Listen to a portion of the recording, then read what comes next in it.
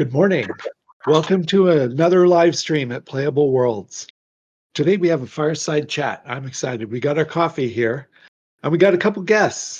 We have Raph Coster with his coffee. Yeah, great. We have Dave Georgeson. What do you have no beverage, sir? Oh, wow. Very nice to see you both. Oh, yeah, you got something. And a cool cozy on it, I see. No, Yeah. that's a glass from Italy. Oh, wow. Yeah, Okay. yeah. Fancy. I like fancy glasses. Who doesn't? All right. But today we're going to talk about Star's Reach. And more specifically, I think we're going to talk about our new update that just debuted on Thursday called Cosmic Calibration. Yeah. I like a fun name for each one. You know, it makes It needs to have echo behind easier it. to Every time remember. you say cosmic calibration, it needs to go calibration. Yeah, exactly. We actually called it that because we did some amazing development on this network layer in the game to get us ready for 24/7 operation and improve our network performance and stuff like that. We learned a couple things, I think. But let's take people through the patch. How's that sound? And Sure. let's not have me be the one doing all the talking. But yeah, let's see. What's new functionality in this update? Well, the improving the network layer without doing anything else with it wouldn't show it very well and wouldn't test it very well. So we loaded the game a little bit more to put some stress on it. Am I saying that right? Yeah. So first, actually, I want to give big credit to not just Avi internally on the team who did a bunch of work on this, but also Unity.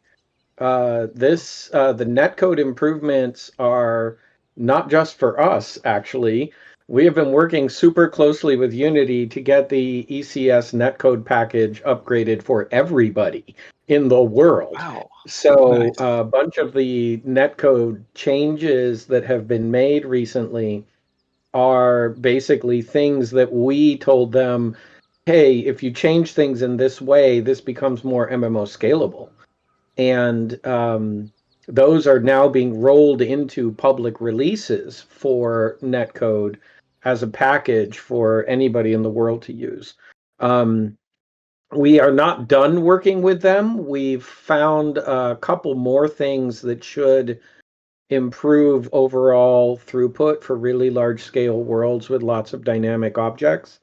And they're doing another point release pretty soon, but we've been working with this point release now for a while. And basically the big thing that it does and that we worked with them on was upping the throughput so that you could handle way more dynamic objects. And getting a smarter awareness system, basically, so that as you move around in the world, it doesn't flood your network pipe with everything at once, right? Now, I don't know how many of you were in the test that we ran, the last test we ran on Thursday. Well, we intentionally flooded your network pipe with everything at once. And that is why you could see damage numbers out in the distance and all of that kind of thing. And the big thing that we wanted to know was whether or not we could send sheer volume over the wire.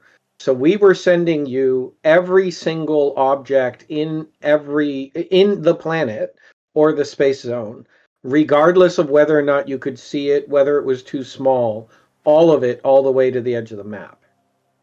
So remember that that's every bush, every flower, every bunny, right? All of those things were coming down to you.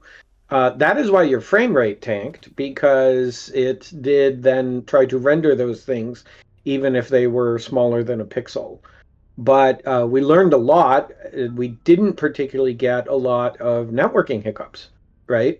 Which was good. It mostly affected the front end rendering. The next steps in testing, we are now going to reduce the amount back down in terms of how much we flooded.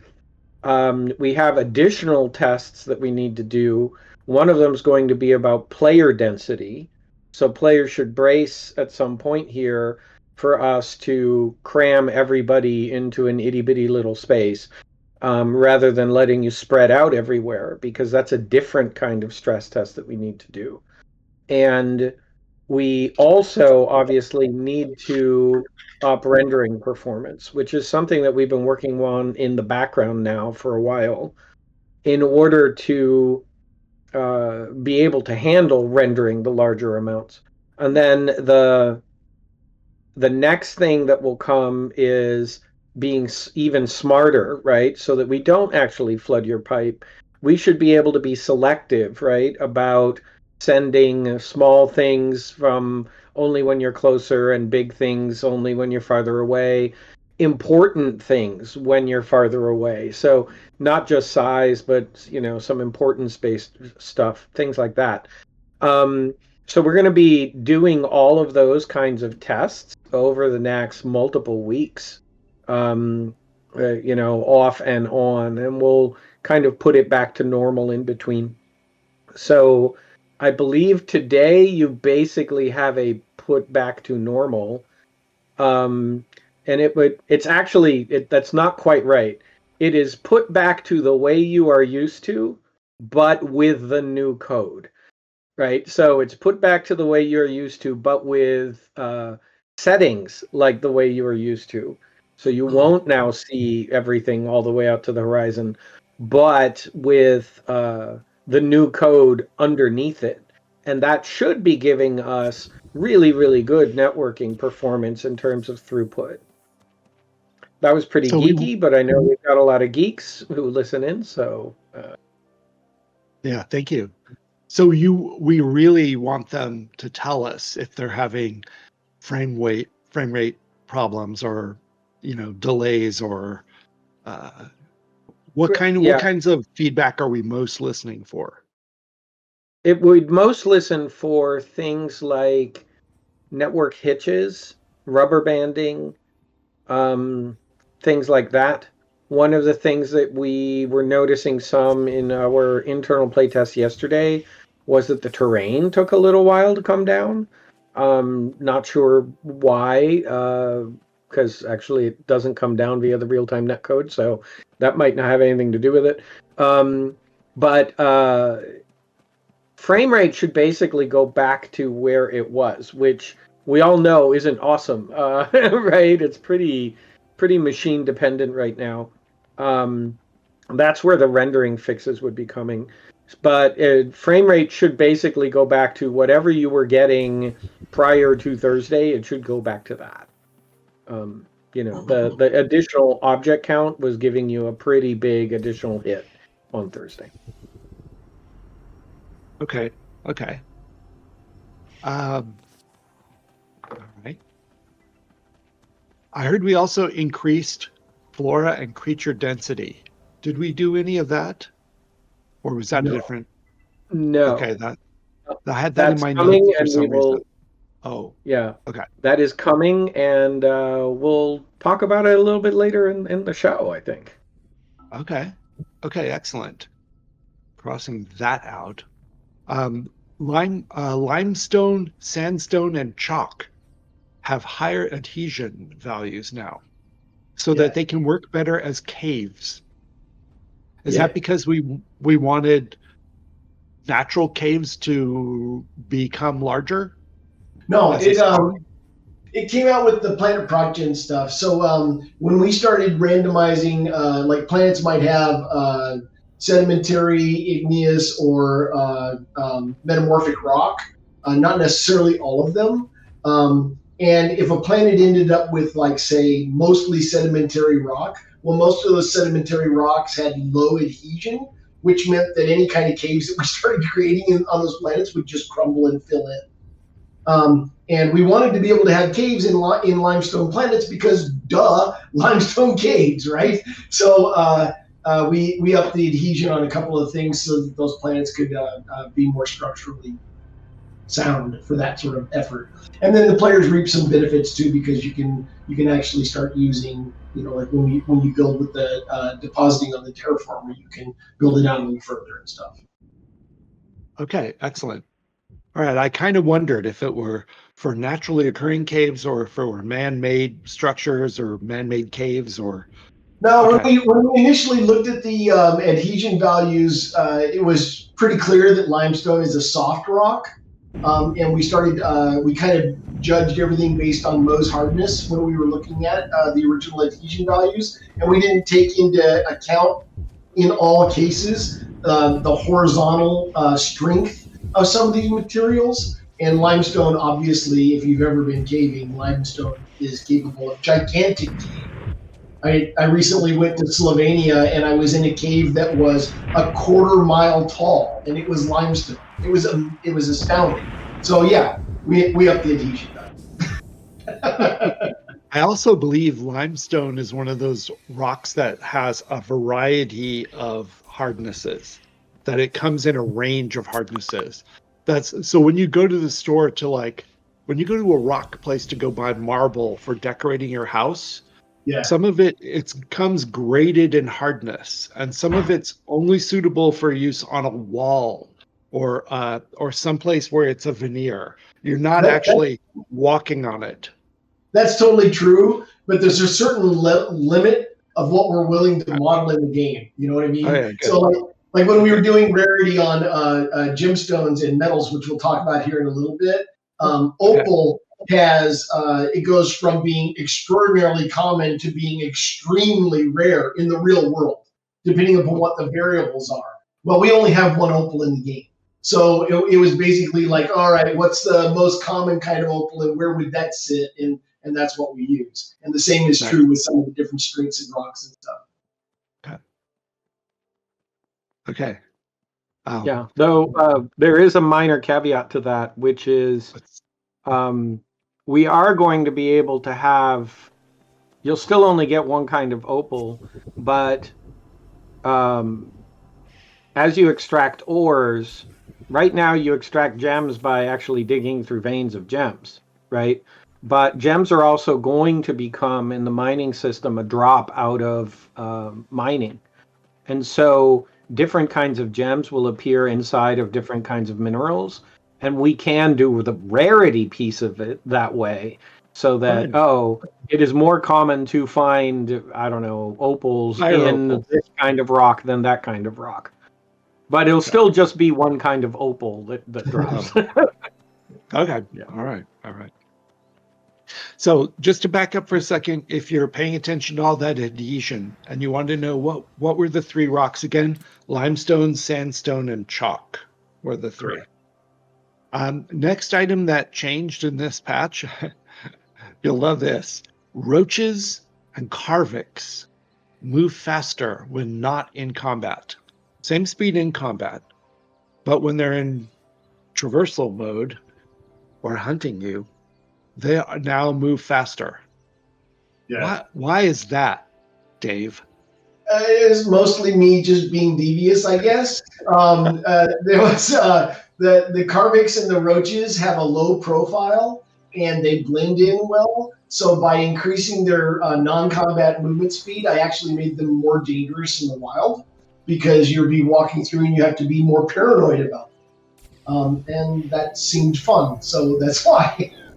That's it. Okay. That would be why I died face planted into a puddle on the jungle last night.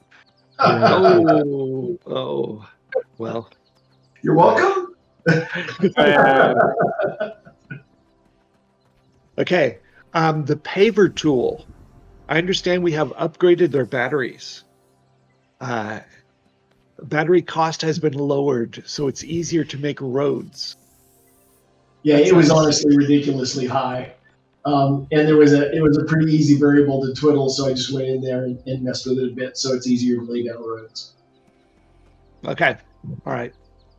If you get assigned road duty by your building crew, you've got a little something to look forward to.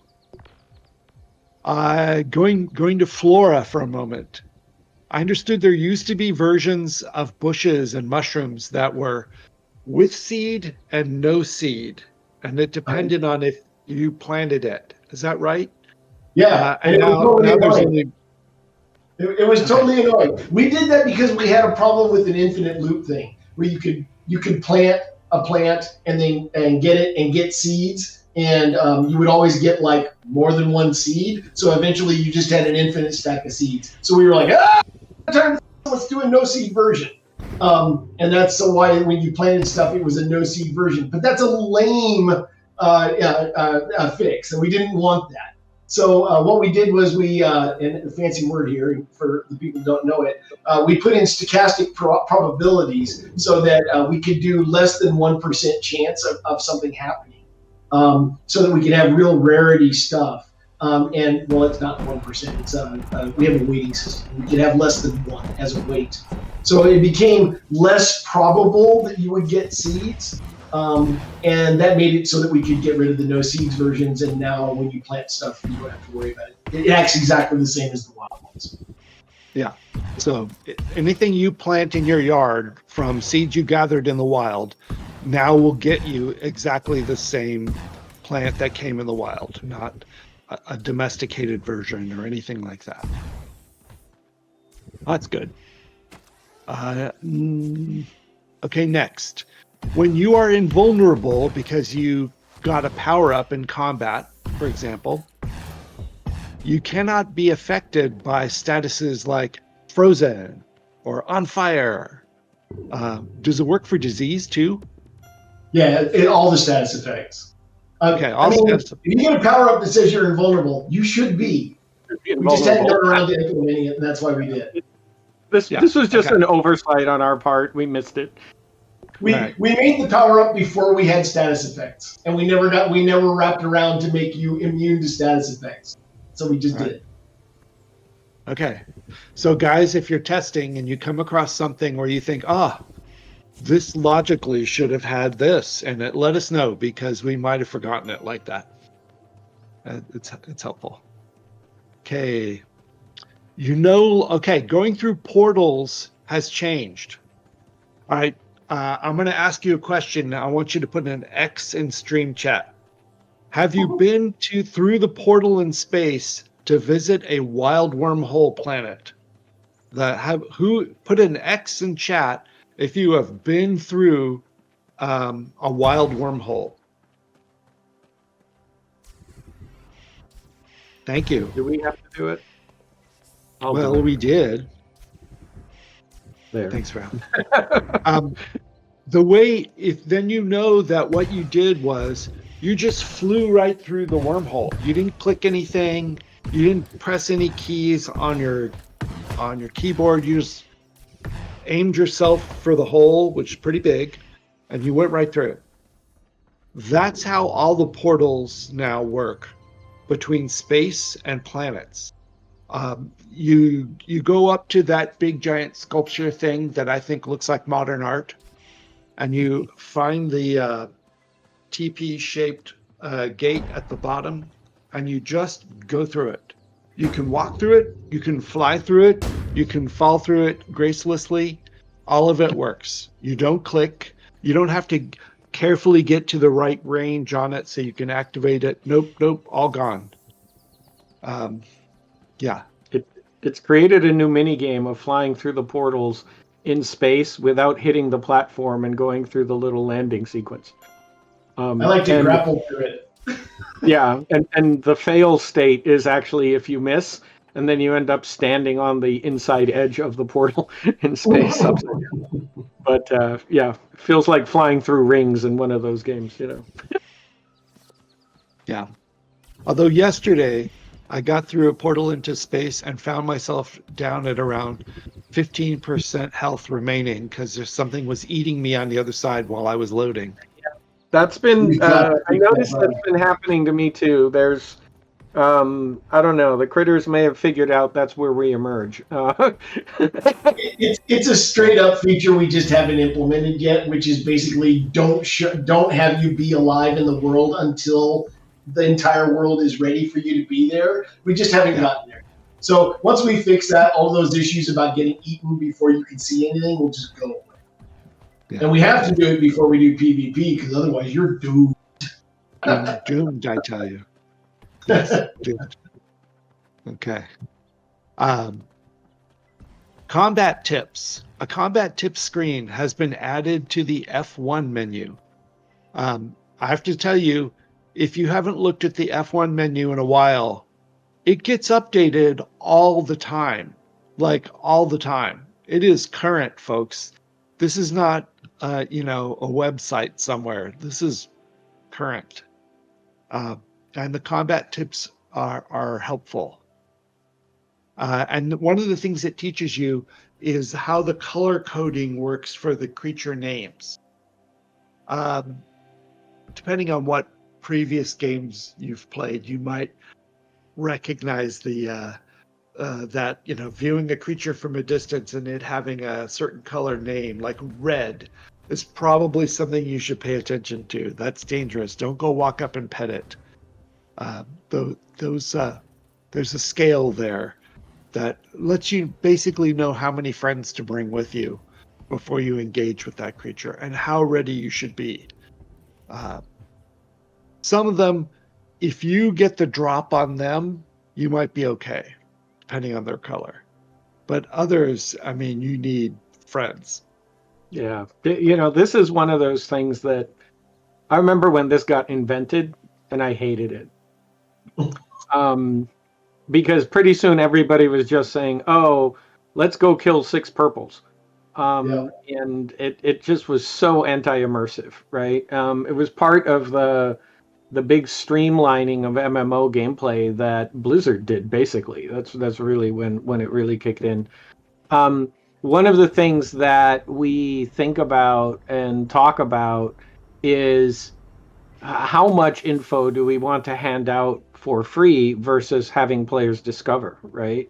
This is one of the things that Dave and I end up having conversations about, because discovering, oh, that thing is really small and looks inoffensive, but packs a mighty punch or is deadly poisonous or whatever, is the kind of thing that players could be discovering on a new planet, right?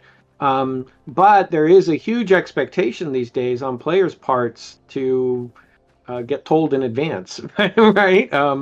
And particularly the more peaceful players worry a lot about heading out into the woods and, encountering the equivalent of, I don't know, a deadly poisonous spider that doesn't necessarily look like a problem, and then you're in real trouble. So yeah, it's this interesting, tricky line to walk, because when we get more xenobiology, we're probably going to reopen the discussion of how much do we tell you, how much do we show you, right? Or if you buy one of the packs from someone who surveyed all of them, maybe then you get them. Right. That's exactly the kind of thing that we mean, right? One of the things that people often say about MMOs is the world is just different now. Everything's on a wiki. Yeah. Everybody plays the meta. Everybody knows all the answers. Those kinds of things. And part of the reason, ironically, is the quality of life upgrades that have been done over the years, right? A lot of the quality of life stuff ties into those things, those moments. And so we don't want to remove quality of life, like make life worse, right? But at the same time, we do want to get back more of that sense of mystery and more of that sense of adventure and exploration, where you don't quite yet know what you're going to find. And it is a tricky line to walk, right? Like, you can't really just walk away from things like color coding standards. It's an expectation, right? Yeah. But you can say, well, but you got to earn it or buy it or something like that. So, that's the direction we'll probably be going. Yeah, well, Boba had a good idea there in chat. He said, could be tied to a scanner visor that gives info on the creature, like their danger level. Imagine crafting an item that someone could wear that enhanced their heads-up view on the universe around them to tell them, that one's dangerous. Yep. Well, it won't necessarily be a visor, but that's exactly what we're talking about. Yeah. The way this could tie to other things, right? And none of this is final, but we have a collecting system. You see that in place in a couple of things, right? Xenobiology, the low levels of xenobiology, and for that matter of collecting in general, are just go find one of each thing and basically take a picture of it, right? or grab one, something really basic. But a higher level of xenobiology would be doing things like gathering genetic samples of each of the creatures, right? And I think of this as the Pokemon system, if that makes sense. And for that, you've got to get really close to the critter, which means in danger, probably, and get a sample to add that more detailed information to your collection data. And when you complete sets of it, like say a planet set, that becomes something that you can use for crafting or buffs or whatever, right? It can tie into the economic system in other ways.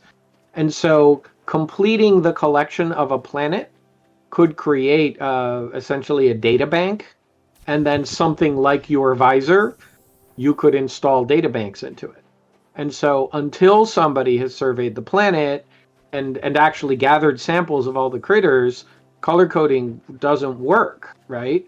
And then when people do have those, then they can make a living gathering up, building data banks and selling them, so that people who don't want to play the game of discovering poisonous spiders in their shoes can just buy one, right? So we try to think about how do we make it so that the player who doesn't like to play in a particular way can buy the things they expect from a player who does like to play in a particular way. And it ties back to that old quote of mine, every inconvenience is somebody else's gain, right? And that's one of the things that we try to bear in mind when we hook together game systems. Nice. Looking forward to it. Okay. Next up, also, side note to Thomas, our stream engineer, warm up the raffle machine. The raffle machine.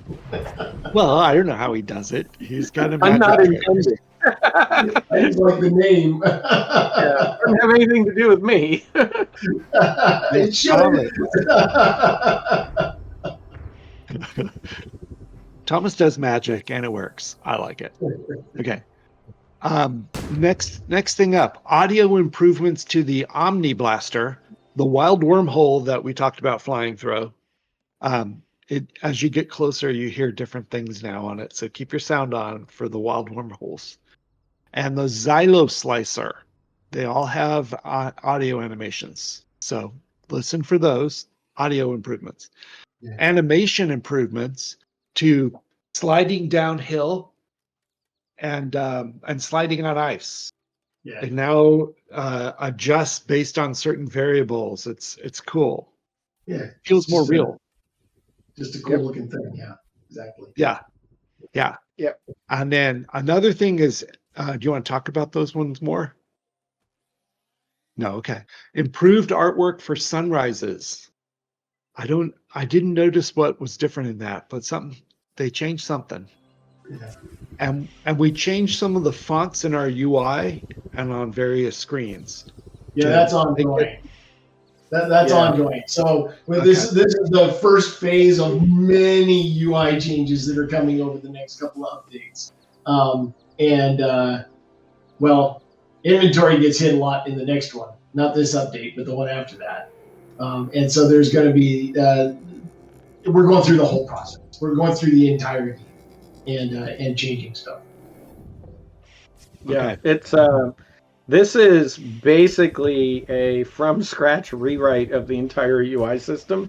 We've been working on it for a month and a half, maybe 2 months, and it should, with any luck, things like having I don't know, icons disappear off your tool belt, or needing to hit F5 to refresh the UI, or with any luck, all those things go away. It should make it much faster and easier for us to add and update UIs as well, and we can make them considerably slicker. So all of us are we're already enjoying, in feature that I can't talk about. We're already very much enjoying the ability to create UIs at a massively increased pace. Yay. All right. Let's take a break at this point. Thomas, are you ready? Yep. Nice. We're going to do a giveaway. We've got a Reacher tier package to give away. If you have not backed us on Kickstarter, this is for you. Okay. If you have backed us on Kickstarter, thank you. We appreciate your support. But this is for the people who missed out on that, or don't know about the late pledges that are still open, or who need a freebie. So here's your chance to win something. You may already be a winner. We're going to ask you to, Thomas, tell them what they have to do in chat to register for this. Send a message in chat saying star. Star. Yeah, just type star. So no exclamation point, nothing else, just star. Perfect. This is especially for people who don't have a package yet. Great. Perfect. We're going to leave it open for how long, Thomas?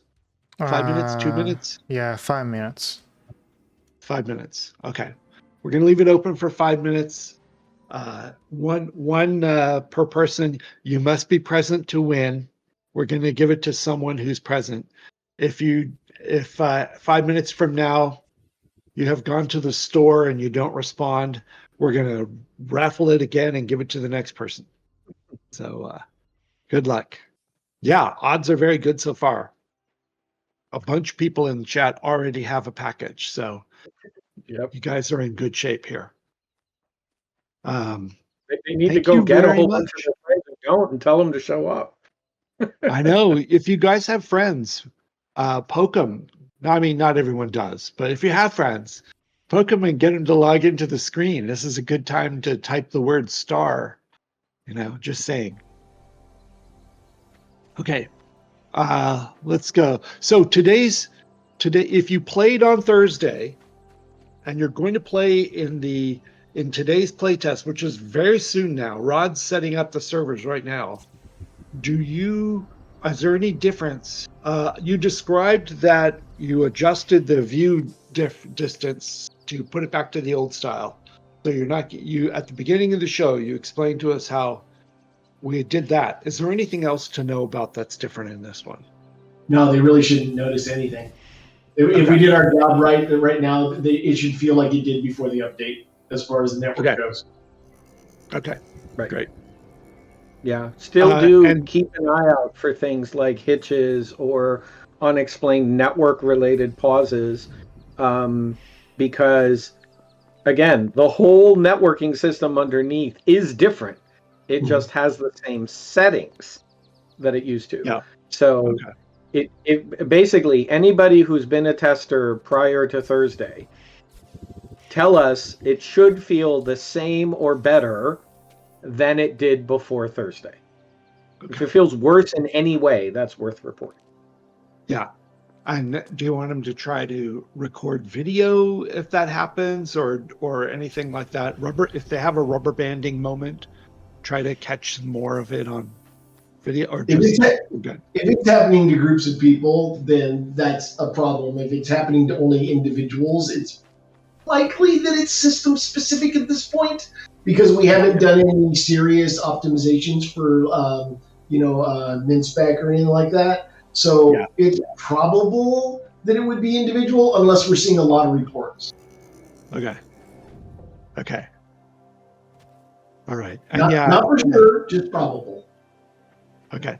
Gunk, you'll see them at the old distances. You'll see them at the old distance. You'll just have better performance while you see them. All right. And are there any things that we want folks to specifically try testing? Not like building a cave, but anything. Or just go out and try a little bit of everything, or do whatever you want to do today. People can pretty much go do whatever they want to do, but it definitely wouldn't hurt for people to all get together on one planet and have a party. It would be good to exercise some player density. Like I said, we're probably going to be doing some tests where we force it. Doesn't hurt. It's one of the things that, as we've added planets, everybody likes new planets, but it does mean everybody spreads around, right? And with you all spread out, each of the zones is actually, in terms of its concurrent capacity, each of them is barely used in terms of how many players it can hold. We're going to do tests at some point where we force everybody into one planet in order to really push those numbers. But it wouldn't hurt to see people do a little of that on their own. Yeah, everybody complains they don't see enough people chatting. Get together. Go host a trivia game or something. Excellent. Yeah. Okay. At some point in the future, we'll probably have to call, what do they call it? Stress tests. All hands, get as many people in as we can, stress tests. And that's going to happen pretty soon.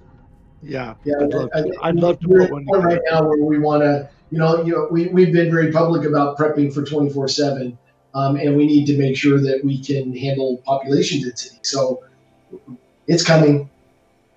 We need you for that, folks. We need you. Yeah. Right. Our dream is to hit rendering and frame rate problems rather than network problems. Yeah. Right? That's our goal. Yeah. Excellent. Okay, next thing up. Oh wait, how much time left on the giveaways? Let's get to the sneak peek that Raph wanted to show. We're gonna run out of time. Oh. We'll do it right after the giveaway. We got this giveaway going. Is it Okay. Are the 5 minutes up? Last time entry. Okay. Good thing I keep that up. Okay. Okay. It's up. It's still up. Okay.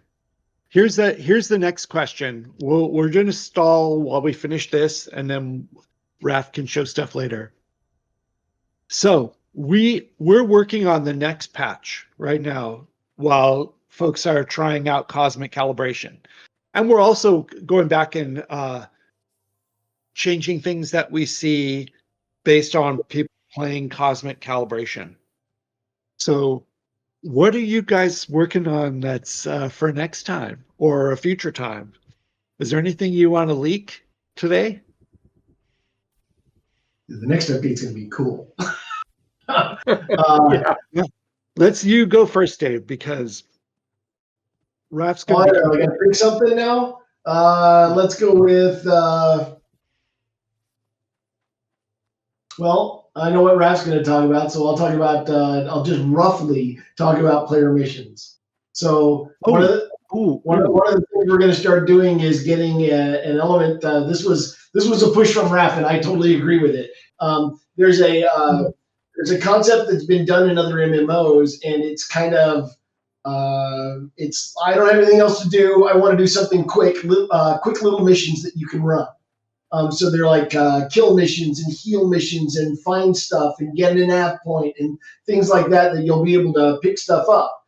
And one of the things that is a byproduct of that mission that people have kind of been looking forward to is we're going to have currency. Yay! So, so when you do these missions, that'll be one of the ways that you can accumulate currency, and then people can start using currency trading back and forth instead of doing the pure barter system that we have right now. Nice. So that's a little overview. There's a lot more detail we'll do later, but yeah, it's cool. Let's do the giveaway part now. They just did. Yeah, bro, he's fixing. Just one. Cool. Congratulations. Here's what we need you to do. We need you to reach out to Carneros or Lyric or on Discord and give us an email address. Ideally, it should be like the same email address you use for Discord. But give us an email address and we're going to hook you up in the system. All right. Or any of the moderators if you're friends with one of the moderators. But we would be happy to hook you up. And thank you very much. And then an email will come to you from firstluck.gg and it will tell you the instructions for how to hook yourself up, and you'll get the stuff all set up. Yeah. Okay.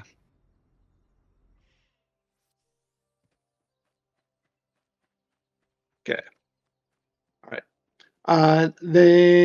Okay. Thank you for that really nice leak. Player missions. I'm excited. They're fun. I mean, don't get me wrong, they're basic. They don't have there's no fictional wrapping around them yet. So it's very much a here is something to do. There isn't really a reason to go do it. Just go do it. But it is a source for earning money. That does mean, speaking of inconveniences, players should expect that now we will start to gradually roll out reasons to spend money and have money. And some things that you currently have taken for granted that you could get for free are no longer going to be free. Yeah, sorry. We have this nice currency flow macroeconomy diagram that lists every way of money coming into the game and exiting the game and so on.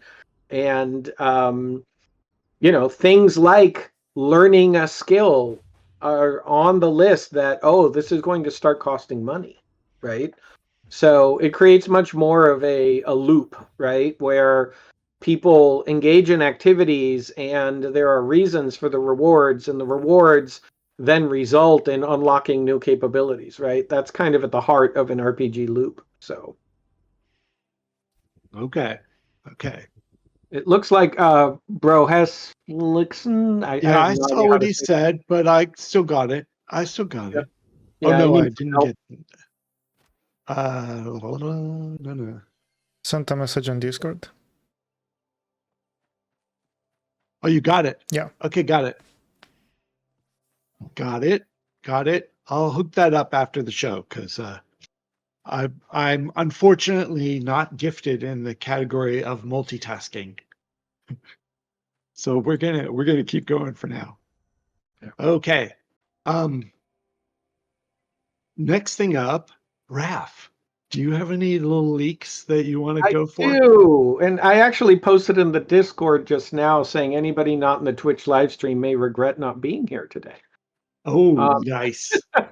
Nice. So Thomas is going to bring up some images, but before he does that, I want to give a little bit of a preface, a real quick one. So now that we have done these network upgrades, that then will allow us to increase object density in the worlds, right? And so we've already done a couple of internal tests on that. So Thomas, if you want to open up image 0 and then followed by image 1, we'll show you a little bit of the level of density that we're talking about here. It's a lot. It's a lot. The density here is so much actually that it made the forests not navigable. So I think the next shot, image 1, actually shows just how dense the forest canopy can end up being. To give you an idea, we tested out taking trees and flora and bushes from, I think currently a planet typically has around 10,000 of them. Is that right? We took it all the way up to 50,000 of them with this new netcode. So it was a 500% change in density. And it actually made forests quite difficult to navigate. You had to burn and chop your way through because otherwise you just wouldn't be able to. However, and this is I guess the big moment, the big reveal. Don't change it yet, Thomas. Sorry. Brief flicker there. I need more monitors. Yeah. So, in order to be able to render all of that stuff, we have to do a whole series of rendering upgrades to the client rendering engine. And this has been going in the background now for months. In fact, you have seen sneak peeks earlier of underwater, of dark caves using ambient occlusion, and a bunch of things. We showed those videos 6 months ago, and you probably wondered, hey, how come we haven't seen that yet? And the answer is because to roll out all of those cool graphical features, we need to get the frame rate up, right? We need to have performance headroom. And there are a lot of things that we need to do in order to get that. We are rewriting core elements of Unity's renderer itself in order to make it perform at this level. Like, we are gutting the renderer and changing how it works. And on top of that, we are finally rolling out all of the kinds of things that we want to be able to do around customization of every individual object. Every object being able to have its own unique colors, its own unique textures, all of that. And doing that in a performant way is hard, right? It involves creating new shader technology, new rendering technology, all of that kind of thing. And then we have to rebuild the assets in order for those assets to then work the new way.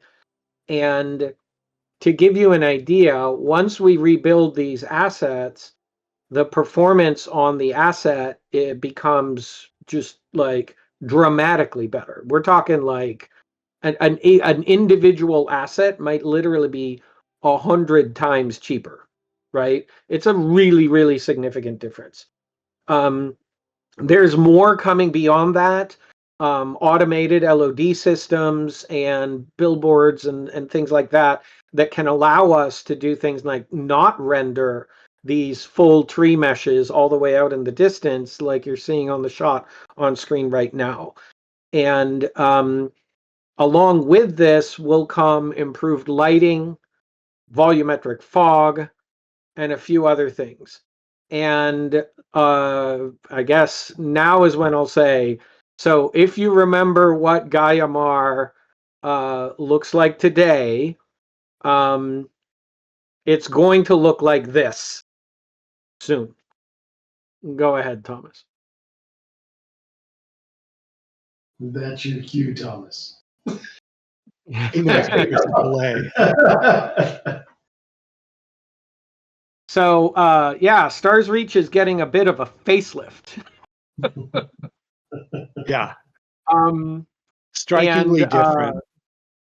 We are still chasing a stylized look, but everything will have just a general facelift. We have upgraded so far about 70 of the different plants. And they're all gaining this additional detail. But we're going to have to redo all of our screenshots and videos. Gunk has a lot more regathering to do.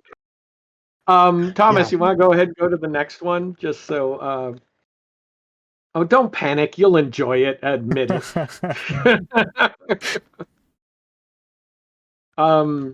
Yeah, you want to go to the next one? Here it gives you a chance to see kind of the increased level of detail that we'll be able to do.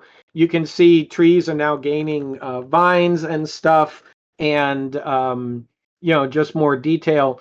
It is still relatively stylized, right? We are not aiming for full maximum texture detail. And in fact, one of the things that we're in the midst of debating are things like, okay, is that tree trunk that you see over on the left side, that might actually be too detailed for our target stylized look, right? So we're going to be iterating on that. One nice thing about these new shaders is that we're going to be able to do stylization and style unification more globally, because by sharing common shaders, we're going to be able to basically make adjustments to level of stylization globally across the flora. So if you go to the image 4, this will show off the volumetric fog. Not everybody may be able to run full volumetric fog. It is an expensive feature, so we will be making it an option in the graphics options. So be aware that volumetric fog, it's a higher end thing, right? So it does lovely things with the lighting. It's an emotional picture. I love it. Yeah, it does lovely things with the lighting, right? But yeah, be aware you may need a nicer video card or have to trade away resolution in order to do it, because it is doing ray marching. So that it's interacting with fancy lighting. So a bit of an improvement. The next shot actually shows a little bit of that more, just from a different angle. We have been playing with the color of the fog. We're going to have to, we just rolled out not very long ago the varying lighting across different worlds. Now we're going to have to redo that, redo each of the lighting sets in order to have it work along with new fog and so on. So yeah, it may take a little bit of tweaking to get it to work right. But yeah. It's something I should mention, by the way.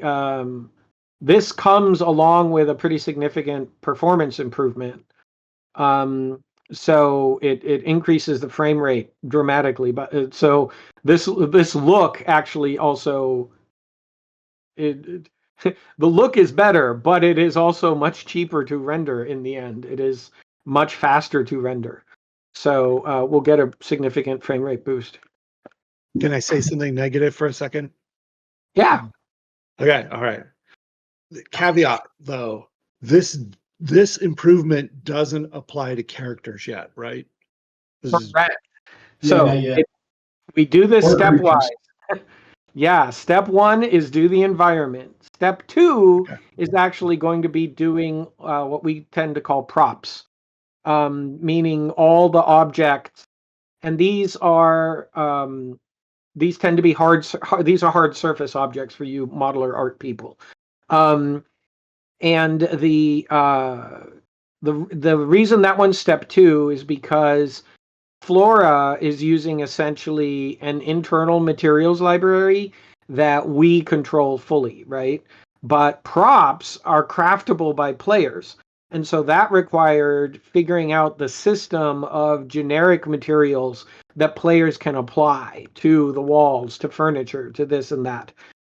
So it's a slightly different problem. It calls for a different shader with a different material library.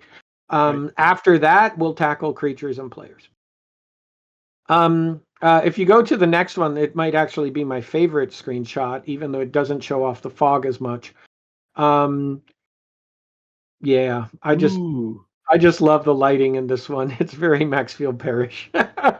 Some of the things that you are seeing in here all of these changes are still fully season responsive, temperature responsive. In fact, there's a new effects for plants burning and freezing and growing. We're not going to show you those effects because we're not going to show you video of this today. But it's a pretty cool set of shader upgrades. Those of you who are used to seeing plants grow only by popping or seeing them pop state from brown to green or whatever, all of that stuff will now be smooth. You'll actually get to see leaves physically grow, which is totally over the top, but it's really cool. If you go to the next one, there's just a really nice mood image. One of the other benefits of the system, but we don't have it hooked up yet, is that the fruits and the flowers and everything like that will be they're actually finally separated, so we can remove them when people harvest and stuff. We don't have it hooked up yet, but we will be able to do it. The tech is there. Yep. You can see the bamboo on the side there. But if you see the next shot, one of my gripes to people for a while has been bamboo is nowhere near dense enough physically. So we did actually change how the bamboo art works, multiple stalks per plant. So now we get what I think of as proper bamboo forest, which looking forward to. But yeah, you can see, I guess, that close up on the right, I guess that's what a Monstera will look like now, Gunk. So yeah, a bit of an upgrade there to your snapshots to go take. The next one gives a little bit of a close up on the density of the foliage. The foliage will now respond leaf by leaf to changing seasons and also to fire. Actually, each leaf actually burns back individually. It's really cool looking. So yeah, that's cool. Now, I mentioned earlier that this right now, the shots we just showed you look really super realistic, but we do need to get the varied lighting and different color for different suns and all of that. What you're seeing in the screenshot so far has actually been with an Earth-like sun. So if we go to the next one, it's actually more what Gaiamar would look like if we try preserving the green sun that Gaiamar currently has. And so again, we want to make sure that planets can have different sunlight colors and variety, right? So yeah, it's this is experiments right now with the green lighting and sun, and the very last shot, I think it's the last one. Yeah, number 11 is kind of the combination of what all of that looks like with this is 50,000 tree density. This is the new rendering, the new lighting. The new networking will unlock the ability for us to have all of these. And a big thing that will be coming is right now what you're seeing in this is actually rendering all of those trees out to the horizon as full meshes, but with LOD. But there will be in the business, we call it billboards or an imposter system. The imposter system will essentially make it so. And Dave, how'd you describe the imposter system? I said it, and this is not a joke. I've been doing this for a really long time. I have never seen an imposter system better than this one. I cannot tell the difference of the trees at distance. I can't see transitions. They change when it freezes. They change when they're burning. They change the various textures. It's an incredible system. Good tech. Really good tech. What that means is that actually only the things in the foreground would need to be rendered as meshes at this detail. And the stuff that goes further out will actually essentially be rendered into sprites, into billboards and stacked. but they are rendered on the fly with all of the color dynamics, the changes, everything.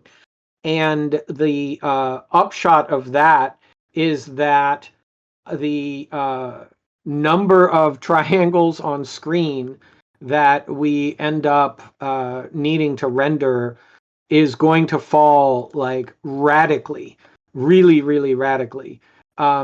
And that's a really big deal because that's one of the big things that will unlock, that will unlock the performance, right? The frame rate. As an example, just in a little test, we made a little zone, just 256 meters on a side, and we put down 200 trees in it, and it was 5 to 6 million triangles to render. And after the imposter system is in, it will be about 500,000. So that means that frame rate could actually jump by a multiple. So it's a really, really big difference. That's our sneak peek. I just wanted to call back because when we first announced a year ago, right? I think people who've been following the project know we got a lot of heat for the visuals, and I think a lot of people's impression of the visuals is still fixed at what it was in the announcement trailer.